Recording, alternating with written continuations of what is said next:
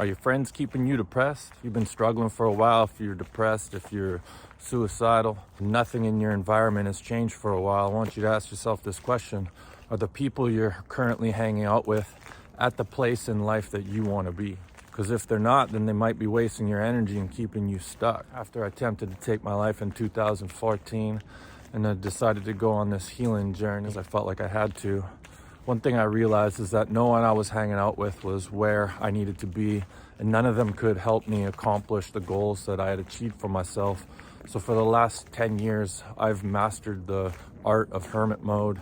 So much so, in fact, I find it hard integrating back into normal society. One thing I realized was that I needed to do this alone and reach out to people that were in a place that I wanted to be. And, I was a welder for 22 years. I got sent all over BC, northern BC, the Arctic, and I worked in the tiniest little towns, some that didn't even have cell reception. And besides, some standing out because they were just so beautiful, what really stands out for me was the people that I met in specific towns that made that place, an amazing place to be. So you have to ask yourself, if you're thinking about giving up, if you've been depressed for a while and you're keeping people around you that aren't serving your highest good, you have to ask yourself, what's more important, your healing or, making other people happy? I decided to quit drinking in 2015. I was embarrassed. When I got my first townhouse with my wife, it was like party every single month. I was always the guy passing around the bottle of tequila, making Jello shots and